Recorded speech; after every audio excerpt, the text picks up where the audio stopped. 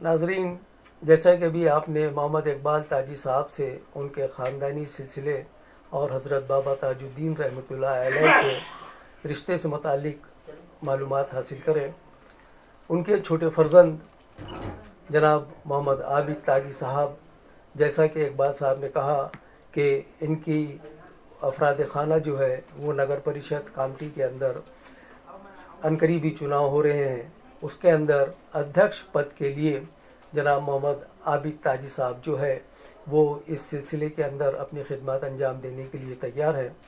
लिहाजा मोहम्मद इकबाल ताजी साहब ने अपने छोटे भाई मोहम्मद आबिद ताजी साहब को इस खिदमत के लिए उन्होंने रजामंद किया। और जैसा कि आप जानते हैं कि ये खानुदा इंसानी खिदमत के लिए सदियों से बल्कि पीढ़ियों से जो है वो खिदमत अंजाम देते चले आ रहे हैं। लिहाजा इन्होंने अपने ख़ानदानी सिलसिले की रवायत को कायम रखने के लिए और इस रवायत को कायम रखते हुए जनाब मोहम्मद आबिद साहब ताजी को इस सिलसिले के लिए उन्होंने आगे बढ़ाया है। मैं हमारे रूबरू आज मौजूद है मोहम्मद आबिद ताजी साहब। आबिद ताजी साहब, मैं ये जानना चाहूँगा कि आप नगर परिषद के अध्यक्ष पद के उम्मीदवार के तौर पर अपने आप को पेश कर रहे हैं, तो आप इस पद के सिलसिले में अवाम की क्या खिदमत अंजाम देना चाहेंगे? आज हमारे यहाँ 15 साल से पानी वाटर वर्क्स का जो मसला है वो चालू होने के बाद भी आज कामटी के कुछ बेशतर इलाकों के अंदर पानी नहीं पहुँच पा रहा है। जी जी, बेहतर, बहुत अच्छे हैं। सबसे जो हमारा कामटी शहर है वो फुटबॉल की नर्सरी के नाम से जाना जाता है। जी जी, ऑल इंडिया पूरे मुल्क के अंदर मशहूर है।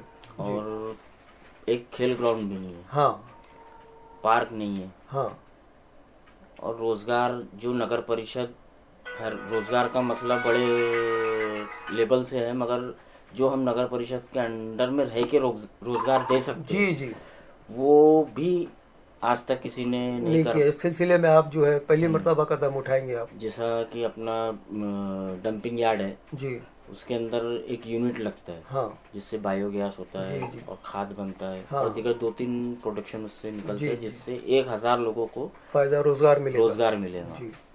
ऐसी कुछ और 1-2 स्कीम है। हमारे एक बड़ा मसला साफ सफाई का भी है। साफ वही मेन डंपिंग यार्ड से इसीलिए स्टार्ट है। अच्छा, कि जब उसका वहाँ उस जो वेस्ट मटेरियल का प्रोडक्शन शुरू होगा, हाँ, तो शहर की गंदगी दूर होंगी। हाँ। अभी डंपिंग यार्ड में सिर्फ ले जाके हाँ अभी फेंक दिया जाता है, उसका मतलब बाय प्रोडक्ट नहीं निकल रहा है। अब उसका प्रोडक्ट निकालना है जो नगर परिषद के इसमें आता है वो कर सकती है। हाँ हाँ, उनके हाथ में है, मगर अभी तक किसी ने आगे बढ़कर कोई इसको काम को अंजाम नहीं दिया है। उसके वो एक वजह हो गई, और जिस वजह से जो कई जगह जहाँ कुछ खेल ग्राउंड बन सकते हैं या पार्क बन सकते, उस जगह पे कचरों के ढेर जमे पड़े। जी सही, एकदम सही फरमाया। अगर डंपिंग यार्ड अगर ओके हो गया तो वो जगह खाली हो जाएगी। जैसा एक जगह हमारे यहाँ मोहम्मद अलीगंज मैदान है, ग्राउंड, वो ग्राउंड में अतिक्रमण करके दुकानदार दुकान लगा रहे हैं, जबकि गवर्नमेंट ने उनको वहाँ वट्टा दिया है, मगर उनके कुछ मसले मसाइल है, उसको अभी तक हल करने के लिए कोई नहीं आया। इलेक्शन का टाइम आता है तो कोई झूठे वादे करते हैं, निकल जाते हैं। ये सब चीज़ को मैं ये चाहता हूँ कि मैं अगर आवाम मेरे को अगर वहाँ भेजती है, और जो मेरा टाइम पीरियड है वो टाइम पीरियड होने के बाद लोग मुझे ये ना बोले कि वो भी आया था, बातें करा और बातें करके चले गया। मैं कुछ करना चाहता हूँ। जी बहुत अच्छा होगा इसमें। नाजरीन, जैसा कि आप जानते हैं कि कामटी मसलों का एक ढेर है। बरसों बीत गए, कामटी को तमाम दूसरे शहरों की नगर परिषद आज बामे उरूज पर है, मगर कामटी जो आज से 50-60 साल पहले था जूं की तू कायम है। हमारे हुक्मरानों ने न इसमें दिलचस्पी ली और न ही अवाम को कोई राहत पहुंचाई। लेकिन जैसा कि मोहम्मद आबिद ताजी साहब का ये अवाम से वादा है कि वो यहाँ की जो बुनियादी ज़रूरतें हैं, ख़ास पर पानी का मसला जो आम तौर पर इलाकों के अंदर नहीं पहुँच पाता, और ख़ास तौर पर गर्मी के मौसम के अंदर पानी की जो हाहाकार होती है उसको दूर करना और अवाम को इस सिलसिले में राहत पहुँचाना इनका ख़ास मकसद है। जैसा कि आज साफ़ सफाई का भी एक बहुत बड़ा मसला है और चारों तरफ गंदगी छाई हुई है, इसका बड़ा चाहल इन्होंने बताया कि इसको तमाम कचरों को जमा करके उसको डंप किया जाए, और डंप करने के बाद इसके अंदर इसके बाई प्रोडक्ट्स भी निकाले जाए तो कचरे का भी मसला हल होगा, और बाई प्रोडक्ट से कम भी 1,500 से 2,000 नौजवानों को इससे रोज़गार हासिल होगा। ये एक बहुत अच्छे खुलूस नेक दिल के साथ इन्होंने एक अंजाम दिया है। मैं एक सिलसिले में एक सवाल और करना चाहूँगा कि अवाम को, आम लोगों को, जो दुकानें, सड़कों और चलते हुए रास्ते बड़े तकलीफ़दायक, कुशादा भी बड़े नेरो हो गए हैं, वो तंग है, तो इस सिलसिले में आप क्या कदम उठाना चाहेंगे जिससे अवाम को आने जाने और आमदोरफ्त या ट्रांसपोर्टेशन के अंदर एक राहत मिल सके? मैं यही बात तो आपको इससे पहले बताया कि अतिक्रमण करके जो लोग दुकानें लगाए हैं, हाँ, तो वो मेन मसला जो गवर्नमेंट ने जो उनको अलर्ट किए जी, अलर्ट तो हो गया मगर पोजीशन नहीं दे पा रही जी, वो ठोस कदम उठाना पड़ेगा जी, और इन लोगों को वहाँ शिफ्ट करना पड़ेगा। अच्छा, ये वहाँ शिफ्ट होंगे, जो मास्टर प्लानिंग के हिसाब से रोडों का जो है, रोड पे जो है अतिक्रमण नहीं होना चाहिए, उसकी बाउंड्री बनेंगी, डिवाइडर बनेंगे, और जो भी पैदल चलने वालों के लिए रास्ते अलग रहेंगे, फुटपाथ के लिए, हाँ, फुटपाथ बन के रास्ते रहेंगे ताकि कोई रोड पे कोई ठेला ना लगा सके, दुकान ना लगा। हालांकि नगर परिषद ने दुकानदारों को ऑलरेडी दुकानें बना दी हैं, मगर पोजीशन नहीं, मगर तकलीफ ये हो गई कि उन्होंने उसका कब्जा अभी तक के नहीं दिया है। तो जाहिर या लाजमी बात है कि वो लोग रोड के ऊपर अपनी दुकानें लगाएंगे, और आज भी कामती में यही चल रहा है। तो आप इंशाल्लाह ज़रूर मतलब इन लोगों की इस मुश्किल को आसान करेंगे, उनका पोजीशन दिलाएंगे, और जब जाहिर है कि उनका पोजीशन उनको मिलेगा तो ये जो फुटपाथ और रास्तों और सड़कों के ऊपर जो दुकानें लगती हैं वो दुकानें हटेगी, लोगों को रास्ता बड़ा साफ मिलेगा चलने फिरने के लिए, और तमाम आमदोरफ्त जो है वो साफ हो जाएगा। यानी कामटी एक तरीके से एक नए लोकेशन के हिसाब से लोगों को नज़र आएगी। आपका जज्बा वाकई काबिल का तारीफ़ है। इस सिलसिले में एक चीज़ और मैं पूछना चाहूँगा कि अवाम के ऊपर कुछ टैक्सेस जो है वो लगाए गए हैं, ये टैक्सेस का बोझ क्या वाकई ज़्यादा है, या आपके मुताबिक इन टैक्सों के हल करने में आपका किरदार क्या होगा? टैक्सेस जो नगर परिषद के हद में जो टैक्सेस आएंगे जी, उसमें जो हो सकेगा वो हम करेंगे, और उससे अगर कोई सेंट्रल गवर्नमेंट या स्टेट गवर्नमेंट का अगर कोई टैक्स है तो उसके लिए लड़ाई लड़ी जाएगी। जी, बहुत अच्छी बात है ये भी कि अवाम को जो है अगर ये टैक्सेस का बोझ जो कम हो जाए तो ये भी आपके लिए एक बहुत बड़ा उपलब्धि होगी और किया जाएगा। हम ये देखते हैं कि मुख्तलिफ त्योहारों के ऊपर बहुत ज़्यादा शहर के अंदर तकलीफ़ें हो जाती है, उनकी तमाम चीज़ें जो है वो मुनासिब वक्त पे सप्लाई नहीं होती, तो इसके अंदर भी नगर परिषद एक अहम रोल अदा करता है। और एक चीज़ बड़ी मैं आपको ये भी कहता चलूँ कि कामटी नगर परिषद का जो उप ज़िला हॉस्पिटल है हमारे यहाँ, जहाँ पर तकरीबन 150-200 करीब बेड है और वहाँ पर है, तो हालांकि काम तो बेहतर है, लेकिन हम ये चाह रहे हैं कि भाई अवाम को मज़ीद सहूलतें और मिल जाए, तो उस हॉस्पिटल को और मॉडर्नाइज करने के लिए आप क्या खिदमत अंजाम देंगे? उसको तो मॉडर्नाइज करना ही करना है, साथ में ये हमारा ख्वाब है जी कि हम एक चैरिटेबल हॉस्पिटल बड़े पैमाने पे, जी, जो हम अपनी खुद खून पसीने की कमाई से जी, ताजी ब्रदर्स की तरफ से वो बनाया जाए, और उसकी कोशिश जारी है। इंशाल्लाह ये तो मॉडर्नाइज होगा ही होगा। साथ में हज़रत बाबा ताजुद्दीन रहमतुल्लाह अलैह चैरिटेबल हॉस्पिटल जी, एक बड़े पैमाने पे, वाकई बहुत बड़ा काम हो गया, तो वो बनाने की हमारी एक ज़िंदगी का एक अहम ख्वाब है आपका जी। और इंशाल्लाह आप लोगों की दुआ रही तो इंशाल्लाह वो ज़रूर पूरा होगा। अल्लाह आपको आपके मकसद में कामयाबी अता करे। एक चीज़ जैसा कि अभी हमने पहले जिक्र किए कि कामटी फुटबॉलर का नर्सरी है। नाज़रीन, हिंदुस्तान के अंदर कामटी शहर अपने फुटबॉल की वजह से और अपनी फुटबॉल की टीमों की वजह से जाना और माना जाना था। यहाँ की टीमें, यहाँ के प्लेयर्स ऑल इंडिया नहीं बल्कि यहाँ के इंटरनेशनल टीमों के अंदर भी खेल चुके हैं।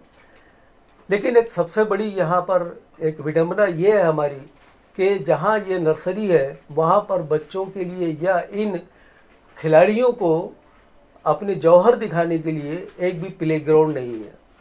ये बड़ा अजीबोगरीब मामला है कि जहाँ के खिलाड़ी पूरे हिंदुस्तान के अंदर अपना नाम रोशन करते हैं, उसी धरती के ऊपर उनको एक खुद का कोई ग्राउंड मैसर नहीं है। मैं आबिद ताजी साहब से पूछना चाहूँगा कि इस मामले के सिलसिले में, इस ग्राउंड के ताल्लुक से आप अपने किस हिकमत के तरीके से आप ये मसले को हल करना चाहेंगे? मैं इससे पहले भी आपको बताया कि मेरा खेल मैदान, प्ले ग्राउंड, सबसे पहले बैठने से पहले कुर्सी पे बैठूंगा, उसके बाद सब में पहले मेरा खेल ग्राउंड के ही लिए मेन एम है। कहाँ सबसे आपका अहम मकसद जो है, मकसद वही है कि आप फुटबॉल के या प्ले ग्राउंड जो है उसको आप तरजीह देंगे। ये बहुत अच्छी बात है और हमारे यहाँ इस बरसों की एक बहुत बड़ी ज़रूरत है। नाजरीन, हमारे यहाँ पर नगर परिषद के ज़रिए प्राइमरी स्कूलें चलती है जहाँ पर तालीमी निज़ाम जो है वो बच्चों को इब्तदाई तौर पे दिया जाता है। नगर परिषद के ज़रिए उर्दू, हिंदी और मराठी मीडियम की स्कूलें हमारे यहाँ जारी व सारी हैं और यहाँ से भी तमाम बच्चे जो है, तमाम मीडियम के बच्चे तमाम स्कूलों से तालीम हासिल कर रहे हैं। नगर परिषद की स्कूलों ने हर चंद की इन्होंने स्कूल को मॉडर्नाइज भी किया है, लेकिन जैसा कि आप जानते हैं कि आज का दौर तालीम के सिलसिले में ई लर्निंग के बारे में और जदीद बनाया जाने की कोशिश की जा रही है। तो नगर परिषद भी इस सिलसिले में यकीनन दिलचस्पी लेगी और जैसा कि मोहम्मद आबिद साहब ने कहा कि वो ना सिर्फ एक ही ग्राउंड में बल्कि वो तालीम के मामले में भी बहुत बढ़ चढ़ कर हिस्सा लेंगे और तमाम स्कूलों को मॉडर्नाइज करके अपडेट करेंगे ताकि हमारे यहाँ के बच्चों को ज़्यादा से ज़्यादा इब्तदाई तालीम हासिल हो सके और वो बेहतर से बेहतर शहरी बनकर अपनी ज़िंदगी को गुजार सके। आबिद साहब, यहाँ कामटी के अंदर नगर परिषद की जानिब से मुख्तलिफ स्कूलें तो जारी हैं। हम ये जानना चाह रहे थे कि इन स्कूलों को थोड़ा सा और अपलिफ्ट करने के लिए, ये थोड़ा और मॉडर्नाइज करने के लिए कुछ अपनी तजावीज़ दे सके आप। इसके लिए एक एडवाइजर कमेटी बनाई जाएगी। बहुत अच्छे। पहले स्कूल जो रहती थी सिर्फ 2000 स्क्वायर फीट पे, 1000 स्क्वायर फीट पे एक घर में स्कूल बन जाती थी और आज जो स्कूल नगर परिषद की बंद है, हाँ, बंद हो गई, बिल्डिंग टूट गई, वो ज़मीन वैसी पड़ी है और उस ज़मीन का कुछ उपयोग भी नहीं कर सकते। अगर अपन गवर्नमेंट से मांगने जाओ तो स्कूल के लिए रिजर्व है और आज के माहौल को देख के 1000 square feet, 800 square feet, 2000 square feet में स्कूल नहीं बिल्ट तो नहीं हो सकती, क्योंकि अभी जैसा वो नॉर्म्स मांग रहे हैं कि भाई स्कूल की बिल्डिंग, कोचिंग अलग है, फुटबॉल या उनके खेलने का प्ले ग्राउंड अलग होना चाहिए। इस स्कूल के लिए अपने को जगह मुहैया कराना पड़ेगा जी और उसको मॉडर्नाइज बना के। हाँ। और जहाँ तक के अभी देखा जाओ तो आप देखो नगर परिषद की स्कूलों में जो भी स्कूल रहती है उसके अंदर स्टूडेंट नहीं रहते। हाँ हाँ। तो उस स्टूडेंट क्यों नहीं रहते, उसकी वजह ये है कि सिर्फ कागजी कार्रवाई होती है, तालीम के लिए बच्चे वहाँ आते नहीं है। जो स्कूलें लेके बैठे हैं जी, जो ग्रांट उठा रहे हैं वो कोई भी सुविधा वहाँ नहीं दे रहे हो देते हैं। अब उनको पता चला कि मैं वहाँ अभी आने वाला हूँ, देने वाला हूँ, तो वो कुछ ना कुछ तामझाम कर लेंगे जी और लोगों को दिखा देंगे। हाँ। मगर ऐसा कुछ भी नहीं होता। तो इस जितनी भी पुरानी स्कूलें हैं इन स्कूलों को कम से कम जितनी उसकी जगह एडवाइजर कमेटी जो तय करेंगी जी, वैसा करके उसको मॉडर्नाइज करना है और घर घर जाके, चाहे वो जो भी वो स्कूल में पढ़ना चाहता हो, चाहे वो गरीब तबका हो, अमीर हो, पढ़ना चाहता है, उनको एग्री कराना है, उनको तैयार कराना है और उस स्कूल में स्टूडेंट को भेजना है, एडमिशन करवा के पढ़वाना है। जब सुविधा मिलेंगी हाँ तो वो बच्चा ऑटोमेटिक और उसके जो पेरेंट्स है वो खुद ही बच्चे को वहाँ भेजाएंगे। आज सुविधा ही नहीं है तो वैसा भी प्राइवेट स्कूल में, बड़ी बड़ी स्कूलों में जा रहे हैं और जो जगह गवर्नमेंट ने अभी पहले से जो देखी रखी है बस उतने में ही सीमित रखी है। हमको ऐसा नहीं करना है।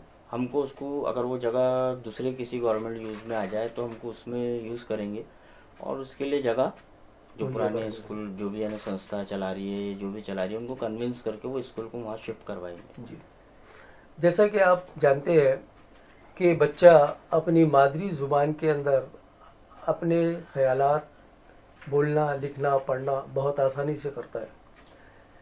नगर परिषद की जिम्मेदारी में तो ये शामिल है कि वो बच्चे की मादरी ज़ुबान में उसको तालीम मुहैया करने के लिए स्कूलें फराहम करें। इसमें शक तो नहीं है कि ये स्कूलें मॉडर्नाइज हैं ज़रूर, मगर जो जदीद तकाज़े हैं तालीम के सिलसिले के अंदर वो स्कूलों में अभी इसकी ज़रूरत है। जैसे कि मोहम्मद आबिद ताजी साहब ने बताया कि एडमिशन का एक सबसे बड़ा मसला जो है दाखिला, आज हम ये देखते हैं कि हमारे समाज में इंग्लिश मीडियम की तालीम को बहुत ज़्यादा तरजीह दी जा रही है। उसकी वजह यह है कि उनको वो तमाम सहूलतें दी जाती हैं जो हम नहीं दे पाते। दूसरा कि उस ज़ुबान का एक क्रेज़ बना लिया गया है, वरना देखा जाए तो तालीमी ज़ुबान के अंदर या इब्तदाई तालीम मादरी ज़ुबान के अंदर सबसे बेहतर तालीम होती है। ताजी साहब ने यह भी बताया कि हम इन स्कूलों को मॉडर्नाइज़ किया जाएगा, उन बच्चों को दाखिले के ऊपर ख़ास तौर पर तवज्जो दी जाएगी और हम पूरी कोशिश करेंगे कि हमारे यहाँ के ज़्यादा से ज़्यादा बच्चे जो है वो इब्तदाई तालीम नगर परिषद के स्कूल में हासिल करें।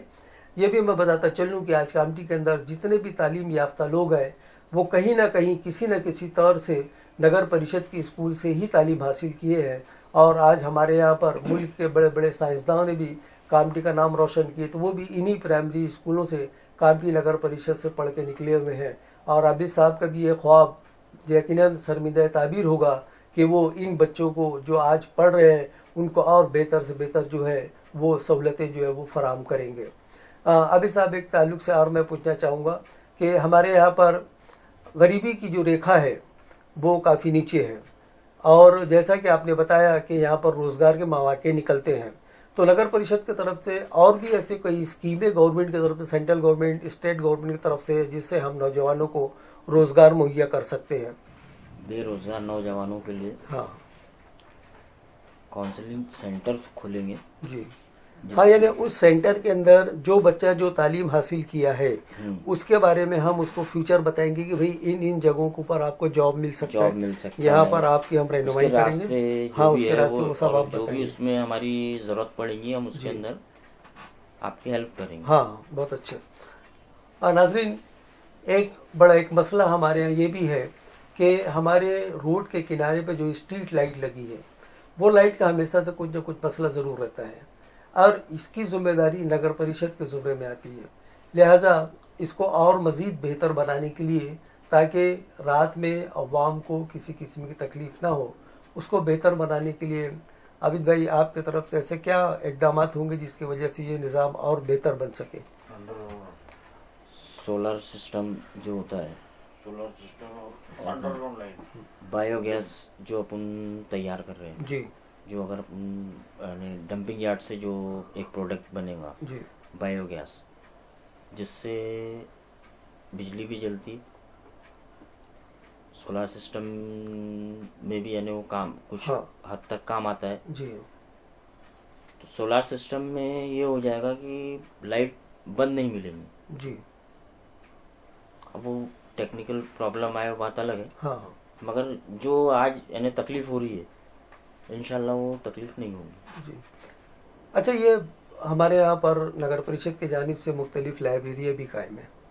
जैसा कि आप जानते हैं कि इंटरनेट का ज़माना है, ये हर तरफ कंप्यूटर का बोलबाला है, तो किताबें तो आपने रखी है वहाँ पे, और किताबें बच्चों की स्टडी के लिए, उनको बुक रिफ़र करने के लिए आपने बहुत सारी चीज़ें नगर परिषद ने रखी है। तो मैं एक छोटा सा मशवरा आपके तरफ से ये भी देना चाह रहा था कि ई लाइब्रेरी, यानी हम इलेक्ट्रॉनिक लाइब्रेरी के ज़रिए आज पूरी दुनिया की तमाम किताबें, अखबारात, जरायद, मैगज़ीन और तमाम लिटरेचर घर बैठ के हासिल कर सकते हैं। तो क्या आप जो हमारे यहाँ की लाइब्रेरियाँ हैं तो उनको अपडेट करने के लिए इसको ई लाइब्रेरी में आप कन्वर्ट करेंगे? इंशाल्लाह मेरा जो मैंने मेन जो कामों में ये एक शामिल काम है। जी, बहुत बेहतर। इलेक्ट्रॉनिक लाइब्रेरी, जी, यहाँ तक कि कुछ लाइब्रेरी अभी नई ओपन हुई है, हमारे पारसीपुर में एक लाइब्रेरी ओपन हुई है जी, है जी, जिसमें बच्चों को अभी पढ़ने के लिए हाँ, टेबल चेयर नहीं थी, जी, हाँ, वो हमारे परिवार की तरफ से वहाँ पर डोनेट किया गया। बहुत अच्छी बात। और वहाँ पर भी मुझे कंप्यूटर्स वगैरह इंटरनेट का पूरा इंतज़ाम करना है। और एक लाइब्रेरी हमारी उर्दू लाइब्रेरी है झूलेलाल मार्केट में, जी, वहाँ पर भी करीब डेली 50-60-100 बच्चे आते हैं स्टडी के लिए। तो वहाँ भी मैंने एक कंप्यूटर का, जी, मैंने अभी आज ही अखबार के अंदर पढ़ा कि आपने मौलाना अबुल कलाम आज़ाद की यूम पैदाइश के ऊपर एक बड़ा प्रोग्राम रखा गया था जिसकी सदारत आपने की थी, और जब आपने उस लाइब्रेरी का मुआयना किया आपको बताया गया कि यहाँ पर तकरीबन 150-200 बच्चे रोज़ाना किताबों को और अखबारात को जो है वो फॉलो करते हैं, यूजीएससी और यूपीएससी एग्ज़ाम्स के अंदर अपीयर होते हैं। तो उन बच्चों को जो तकलीफ़ हो रही थी कि भाई इंटरनेट और कंप्यूटर की ज़रूरत थी, तो आपने उसी वक्त पब्लिक के अंदर खड़े होकर इस बात का अनाउंस किया कि भाई मैं अपने वालिद के नाम की जानिब से एक कंप्यूटर और इंटरनेट और प्रिंटर जो मुहैया करूँगा। मैं आपको दिली मुबारकबाद देता हूँ और तमाम अवाम की जानिब से आपका खैर मकदम करता हूँ कि आपने इन नौजवानों की रहनुमाई के लिए बड़े खुलूस दिल के साथ आपने उनकी हिम्मत अफजाई की, उनको एक रहनुमाई की और उनके मदद के लिए आपने आगे बढ़कर कंप्यूटर जो है मुहैया किया। आबिद भाई, जैसा कि आप अध्यक्ष पद के नगर परिषद के अध्यक्ष पद के लिए जैसे चुनाव होने जा रहे हैं और आप उसके अंदर उस इलेक्शन के अंदर आप जो है अपने आप को नामजद करना चाह रहे हैं, तो मैं ये जानना चाहूँगा कि अध्यक्ष पद के या अध्यक्ष के बाद एक फंड होता है अध्यक्ष फंड का, तो कामटी के अंदर कभी भी ऐसी इमरजेंसी सूरत हाल आ गई, सैलाब का मामला हो गया, किसी ज़रूरतमंद की ज़रूरत हो गई, बीमारी हो गई, मकान का मामला हो गया, कोई भी एक ऐसी आपत्ति, नैसर्गिक आपत्ति या ऐसी कुदरती आफात आ जाए, तो इस सिलसिले में आपके अपने इक़दाम क्या होंगे? वो जो अध्यक्ष का जो फंड रहता है जी, वो उस चीज़ में इस्तेमाल किया जाएगा जी, वक्त पे क्या, क्योंकि जिन चीज़ों की ज़रूरत होगी आप उसी वक्त आगे बढ़कर उस मसले को हल करना चाहिए। उसी वक्त उस फंड को इस्तेमाल किया जाएगा। जी, देखने में यह आया है कि पिछली जो लोग रहे हैं या जो भी जिनके हाथों में सत्ता रही है, तो इस फंड का इस्तेमाल हुआ या नहीं हुआ ये अवाम नहीं जान पाती, लेकिन हमें आपसे पूरी उम्मीद है कि आप यकीनन आगे बढ़कर अवाम की पूरी तरीके से उनकी जो तकलीफ़ें हैं उन तकलीफ़ों को आप जो है वो दूर करेंगे। जैसा कि आप जानते हैं कि कामटी के अंदर यहाँ पर बच्चों को खेलने कूदने के लिए कोई पार्क नहीं है। आबिद साहब ने अपने मैनिफेस्टो के अंदर, अपने मकसद के अंदर इस चीज़ को बड़ी अव्वल दी है कि वो बच्चों के लिए ख़ास तौर पर पार्क का एक अच्छा पार्क जो जदीद मॉडर्नाइज पार्क होगा उसके लिए वो इसके बारे में वचनबद्ध है। उन्होंने अपने वादा किया है और यकीनन वो अपने वादे को पूरा तरीके से निभाएंगे। इस सिलसिले में एक चीज़ और मैं जानना चाहूँगा कि बच्चों के फलाह बहबूद के लिए, उनके वेलफेयर के लिए आपके पास और कौन कौन से प्रोग्राम हैं? विंडोज़ एकेडमी जी, जो बच्चे क्या उनके पेरेंट्स भी उसके अंदर हिस्सा ले सकते हैं। अच्छा, बहुत बेहतर। वो एकेडमी खोलना नगर परिषद की जिम्मेदारी है। जी, जो आपने कहा ना कि अध्यक्ष फंड हाँ। का इस्तेमाल, जी हाँ, तो ऐसे कई चीज ये भी उसके अंदर एक खास तौर पे हाँ, कलम के अंदर दिया गया है, जी, मगर पावर का इस्तेमाल कोई नहीं करता।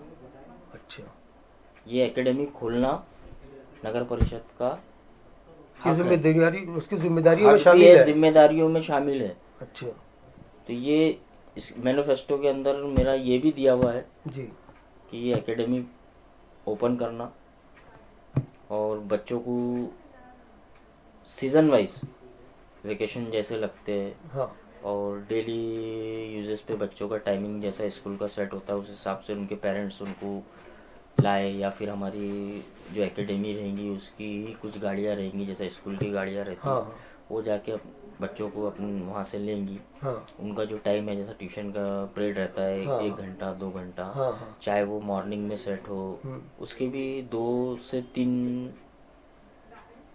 टाइमिंग रहेंगे। जी, कुछ बच्चों की स्कूल मॉर्निंग में रहती है, जी, कुछ बच्चों की इवनिंग में, ऐसा टाइमिंग सेट करके यानी उनकी ज़रूरत के मुताबिक, उनके वक्त के मुताबिक आप तमाम सहूलियतें जो है वो पहुंचाएंगे। और विंडोज गेम्स बहुत हाँ, सारे हैं, हाँ, उसके अंदर कंप्यूटर्स गेम्स है जी, जिससे बच्चों का जनरल नॉलेज बढ़ेगा। जी हाँ, जी हाँ, बहुत अच्छी चीज़ है। तो ये सब एकेडमी के अंदर वो पूरा जी, तैयार होने मैं एक थोड़ा सा मशवरा ये भी देना चाहूँगा कि बड़े मेट्रो सिटीज़ के अंदर एक मोबाइल वैन होती है, उसके अंदर किताबें रखी जाती है और कंप्यूटर्स भी होते हैं।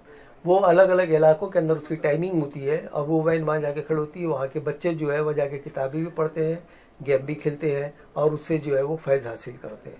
तो मेरा ये एक आपसे ये पूछना रहेगा कि क्या इस तरीके की कोई एक आध वैन का आपके यहाँ कोई इंतजाम हो सकेगा?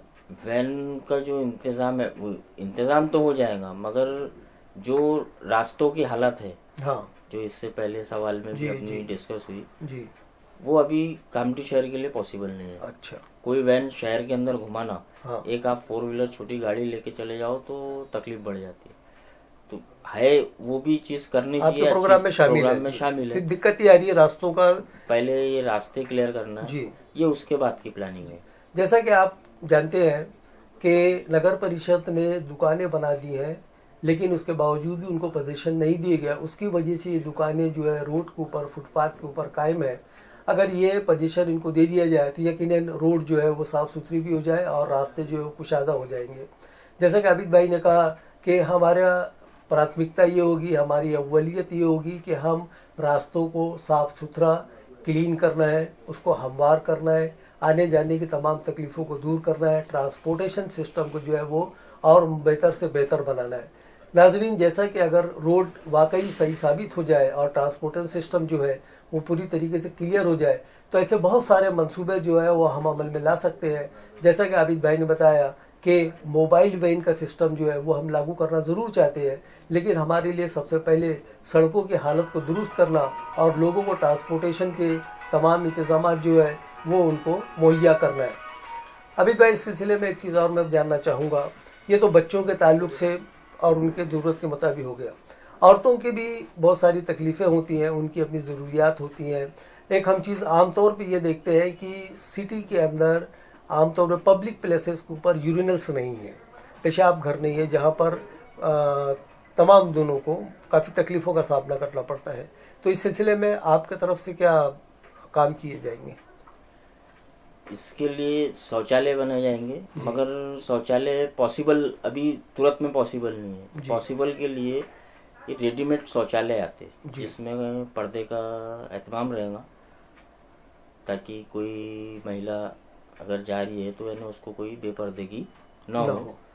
वो रेडीमेड खास तौर पे आपने मेट्रो सिटी के अंदर देखे होंगे, तो वो कामठी शहर में लगाए जाएंगे। जी, अच्छा, अभी जैसा कि मैंने ये चीज़ को ऑब्जर्व किया है और ये मेरे मुशाहदे में भी आ रहा है कि आप शायद ही कोई ऐसा दिन होगा जहाँ पर कोई ना कोई प्रोग्राम या कोई ना कोई इवेंट्स के अंदर आप बराबर शरीक हो रहे हैं, उसमें हिस्सा ले रहे हैं, अपने जानिब से जितना मुमकिन हो सकता है आप उसके अंदर मदद कर रहे हैं, चाहे ये मदद किसी भी नौइयत की हो, हर तरीके से आप मदद कर रहे हैं। मैंने देखा कि आप तमाम मजहबों के अंदर तमाम त्योहारों के ऊपर बढ़ चढ़ के हिस्सा ले रहे हैं, बिना मजहब व मिल्लत और बगैर कोई तफरीक के आप खुलूस दिल के साथ इसके अंदर शामिल हैं। तो इस सिलसिले के अंदर अभी गुज़िश्ता दिनों मैंने देखा कि दिवाली के ऊपर एक रंगोली स्पर्धा की गई थी। तो ये रंगोली स्पर्धा करने के पीछे आपका मकसद क्या था? उनका रुकने का हुआ क्या? कौमी एकजुटता, कौमी यकजहती को फरोग देना हेलो, और जो आपस में जो दूरियां बढ़ रही है जी, उस दूरियों को कुछ कम करना, भाईचारे के जज्बे को और बढ़ावा देना। हिंदू, मुस्लिम, सिख, ईसाई जो आपस में दूरियां बढ़ रही है जी, इस दूरियों को दूर करके इनको करीब लाना, दूर करना, इनको चीजों को करीब करने की कोशिश की और आगे आप लोग सब साथ दे तो इंशाल्लाह ये दूर हो जाएंगे। जरूर कामठी के खास तौर तमाम पे अवाम कामठी आपके साथ शहर। है, कामठी के तमाम अवाम आपके साथ है। नाज़रीन, मैंने बजाते खुद उस चीज़ का मुशाहिदा किया कि सड़कों के ऊपर एक से एक डिज़ाइन कलर की रंगोलियाँ बनाई गई थी और इतना खूबसूरत इंतज़ाम किया गया था कि हर एक को उसके अंदर हिस्सा लेने का पूरा मौका दिया गया, क्या बच्चे, क्या औरतें, क्या लड़कियाँ और क्या बड़े लड़के। और एक सबसे बड़ा अहम इनका कारनामा ये रहा कि जिन्होंने इनामात हासिल किए वो इनामात इतने उनके तवक्कों से कहीं बढ़ के ज़्यादा थे। उनको फ्रिज दिया गया, उनको लैपटॉप भी दिया गया, तमाम पार्टिसिपेंट्स को घड़ियाँ तकसीम की गई। इसी तरीके से हमारे यहाँ क्रिकेट का एक टीमों के दरमियान मुकाबले का इनेकाद किया गया था। उसके अंदर भी तमाम टीमों को जो है वो 7,000 11,000 रुपये के जो इनामात से नवाजा गया।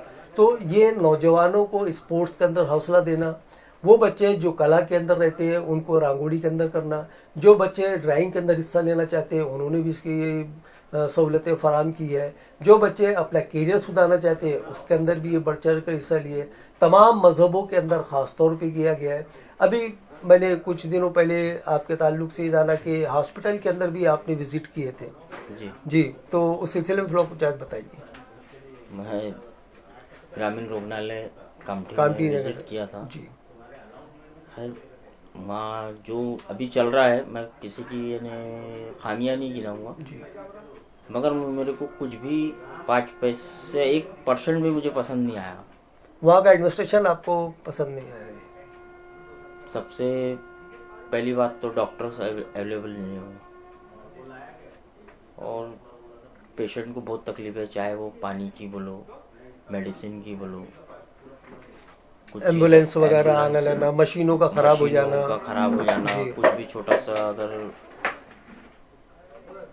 सोनोग्राफी करना है, सीटी स्कैन करना है, ये करना है, तो फिर उनको यहाँ से वो नागपुर तमाम लेके सहूलत जाना नहीं है यहाँ पर। जबकि जगह अपने पास इतनी बड़ी है कि अल्हम्दुलिल्लाह यहाँ सब कुछ हो सकता है। जी तो इसमें जो एडवाइजर कमेटी बनाई जाएंगी, जी उस कमेटी की जिम्मेदारी रहेंगी ये, और वो डायरेक्ट मेरे को रिपोर्ट करेंगे। जी, बहुत अच्छी इसके अंदर आपने जो एडवाइजरी कमेटी का आपने जो कंसेप्ट लाया है, ये आमतौर पर नहीं होता, लेकिन चूंकि मेडिकल फील्ड है, एजुकेशन फील्ड है, साफ सफाई का मामला है, लाइट का मामला है, तो ये सब की आपके पास एक एडवाइजरी कमेटी होगी।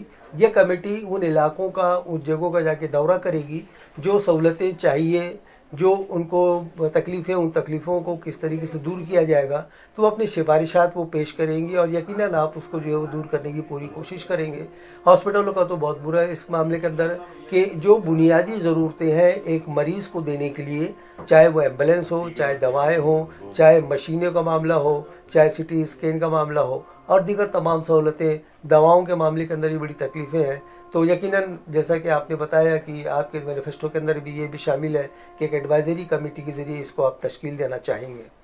मैं ये चाह रहा था कि आप इन तमाम के अलावा जो मुझे एक बड़ी अट्रैक्ट करने वाली जो बात महसूस हुई कि आपने ये तमाम फील्ड का तो अहाता कर लिया, आपने लिटरेचर को भी यानी साहित्य को भी अपने साथ में लेके चला है।